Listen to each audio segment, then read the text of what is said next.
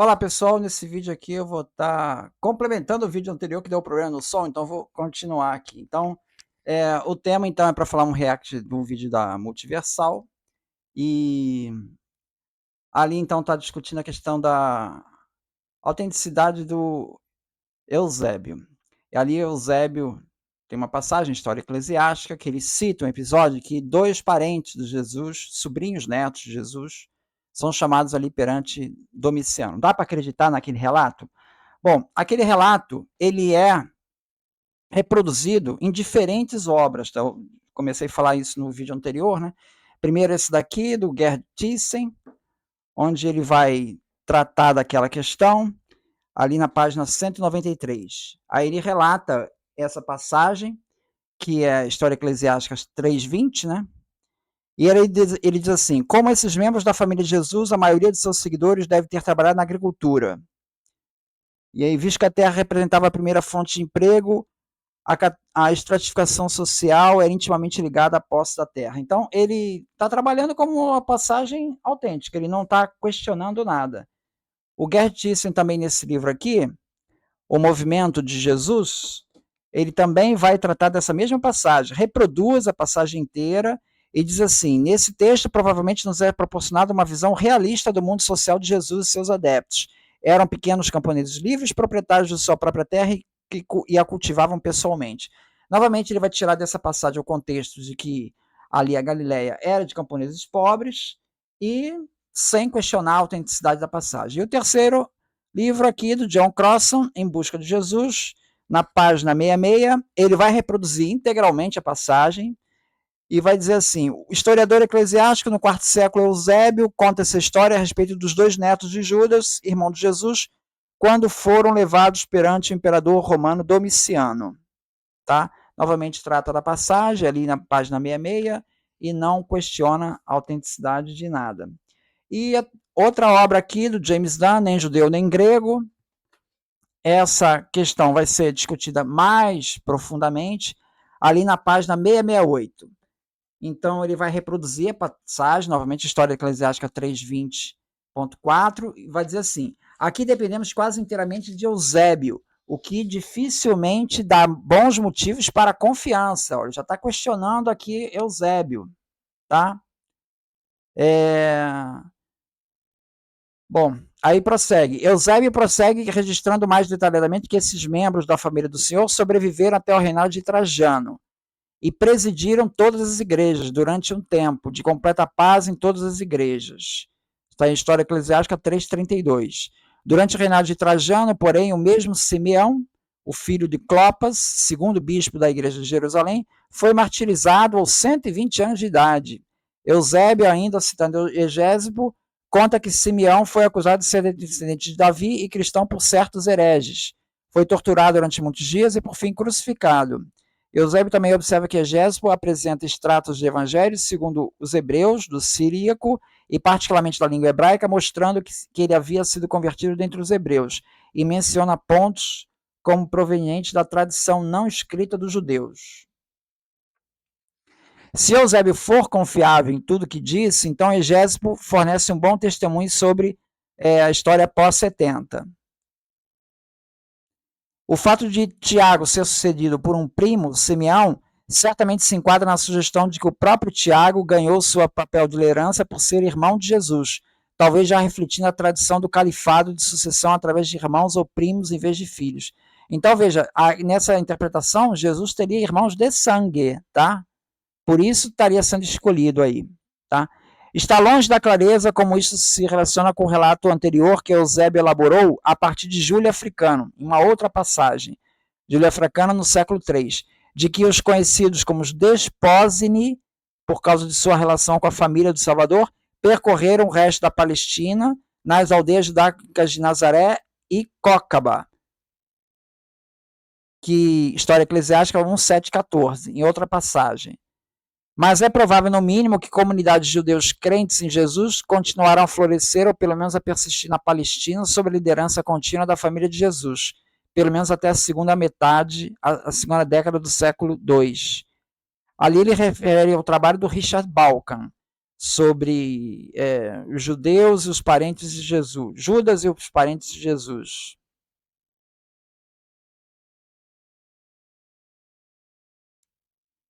Então aqui ele já está se referindo aí aos parentes de Jesus aí.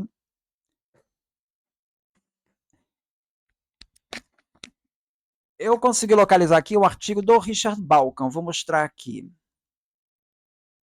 Bom, primeiro esse quadrinho aqui, que eu acho que ajuda a entender essa confusão, porque uma coisa assim, já que o segundo a Multiversal foi o José, né, que escreveu lá os evangelhos, né, cara, ele poderia ter variado um pouco os nomes, né, porque você pega, por exemplo, José e Maria, Maria e José, né, eles tiveram como filhos Tiago, irmão de Jesus, né, José, Judas, Simão e duas mulheres, Salomé e Maria, e Jesus. Então, ao todo são 1, 2, 3, 4, 5, 6, 7 irmãos. Então, Tiago é o irmão de Jesus. Ele foi bispo de Jerusalém. Esses que foram entrevistados por Domiciano são filhos de Judas. Seria o Zóquer e o Tiago. Zóquer, ou Simão também é conhecido como Simão. Tá? Esses são os entrevistados por Domiciano. Quem sucedeu Tiago no bispo de Jerusalém foi o Simão, filho de Clopas e Maria. Clopas era irmão de José. Tá? Clopas, irmão de José. Então, Simão é primo de Jesus. Então, Simão, sucessor de Tiago como bispo de Jerusalém, é outro. Então, veja a confusão. Tem Simão, filho de Clopas, tem o Simão, filho de José e Maria, e tem o Simão, neto. Percebeu a confusão? Isso para não falar em Maria, porque tem José e Maria, tem a Maria filha e tem a Maria tia. Ai, meu Deus do céu. Olha a confusão de nomes, cara. Então é um troca-troca aí de nome. Então, assim, ficando bem claro de que Simão a gente está falando. Aqui, os entrevistados por Domiciano seriam esses, seriam o Zóquer e o Tiago. Zóquer ou Simão, tá? Então essa figura aqui ajuda a entender um pouco essa confusão aí. Aqui é o texto do Richard Balkan. Eu vou deixar aqui o texto do Richard Balkan, e aqui ele parece essa figura daqui, tá? Eu botei aqui, converti para português. E vamos ver aqui, ó. Leitores cuidadosos do Novo Testamento sabem que um dos parentes de Jesus, seu irmão Tiago, desempenhou um papel preeminente no início da história da igreja. Né? Tiago foi irmão de Jesus, foi bispo de Jerusalém. Não era o apóstolo, tá? O apóstolo era Tiago, filho de Zebedeu. Só para confundir. O Tiago era outro lá, o apóstolo. Esse Tiago, irmão de Jesus, não era o apóstolo. Não são tão conhecidos é o fato de que outros membros da família de Jesus também eram importantes figuras e continuaram a exercer a liderança do cristianismo judaico-palestino, pelo menos até o início do século II. Tá? Bom, essa questão dos irmãos tem 3 teses. Primeiro, a de Ovídio, que é defendida por muitos autores exegetas modernos, dizendo que esses irmãos de Jesus nasceram depois de Jesus. Então, Jesus foi o primogênito e depois dele nasceram outros, nasceram irmãos, ou seja, não teria virgindade perpétua de Maria. Inclusive, alguns católicos defendem isso. Tá? Tá lá na referência 3. Referência 3 vai falar aqui, ó, argumento de John P. Mayer. O John P. Mayer é um, tá? Judeu marginal. É um que defende essa tese aí, que é católico, John P. Mayer. Bom, segunda tese é de Epifânio, que é tradicional das igrejas nas orientais, é de que esses filhos todos aí, eles vieram no casamento de José anterior. José já seria idoso, seria viúvo, e ele trouxe esses filhos todos. Então, só teria nascido com Maria, seria só Jesus. Os outros 5 vieram do outro casamento, tá? E a terceira hipótese é de Jerônimo, que fala que eram primos. Então, esses irmãos aí de Jesus eram todos primos de Jesus. Essa hipótese de Jerônimo é a menos provável de todas, tá? Mas eu não vou entrar nessa discussão aqui, tá? Não vou entrar nessa discussão aqui. Meu negócio aqui é saber as lideranças, tá? Nós sabemos mais sobre Tiago como seu papel como líder da igreja de Jerusalém. É bem conhecido, vamos passar por cima dele rapidamente aqui. Tá? Júlio Africano, em outra passagem ali que Eusébio Cesareia cita, ele nos diz que os parentes de Jesus eram conhecidos como desposinoi, um termo que significa aqueles que pertencem ao mestre. Tá? ele nos dá um vislumbre muito raro do cristianismo da Galileia. Porque ele diz assim, das aldeias judaicas de Nazaré e Cocaba, eles, os irmãos de Jesus, viajaram pelo resto da terra, interpretaram a genealogia que eles tinham, e o livro dos dias, como até onde eles podiam rastreá-lo. Tá? Então, além do Tiago, irmão de Jesus, líder em Jerusalém, tem esses irmãos de Jesus que estariam ali em Nazaré, em Cofaba, que acabaram se transformando em centros significativos do cristianismo da Palestina da Judaica. Tá? Bom, nós temos uma outra evidência de Tiago, irmão de Jesus, como liderança. Aparece no Logion 12 do Evangelho de Tomé, onde fala ali que Tiago, tudo que vocês fizerem, consultem primeiro Tiago justo. Então, Tiago tem um papel importante no Evangelho de Tomé, que também estaria no século I ali, esse Logion. Né? O segundo bispo de Jerusalém, depois de Tiago, é Simeão, ou Simão, tá? Filho de Clopas. É o filho de Clopas. Tá? Esse Simão, filho de Clopas, sem dúvida, é a figura mais importante do cristianismo. E que esse, sim, governou por 40 anos até o seu martírio durante Trajano. Aí por volta do ano 100. Tá? Aí ele fala aqui sobre o testemunho do Egésipo, aquele testemunho que a gente está em questão, tá? Que foi levado perante Domiciano.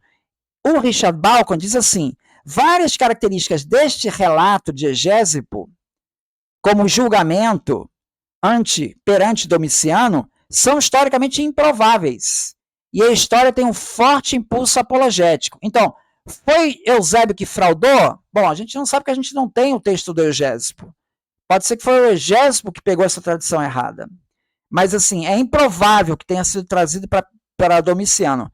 Preocupa-se em mostrar que o cristianismo judaico não era um movimento politicamente perigoso e representar o Domiciano como ele mesmo reconhecendo isso. É difícil dizer o que é verdade e o que é mentira aqui, o que é lenda, mas certamente é uma lenda sobre pessoas reais. Tá? Então, isso aqui é o que temos, então, do Richard Bauckham. Então, vou deixar as referências aqui. Conclusão. O relato lá do Egésipo, ele é reconhecido aí por vários autores. O Richard Bauckham chega a problematizar aquilo e questiona a historicidade de alguma coisa ali, mas ele reconhece que algo de histórico vem naquela passagem. Tá? É isso o que nós temos. Essa referência que nós temos. Então, estou trazendo aqui os autores que trazem ali que Eusébio possivelmente recebeu de forma acrítica esse depoimento. É isso. Muito obrigado, então.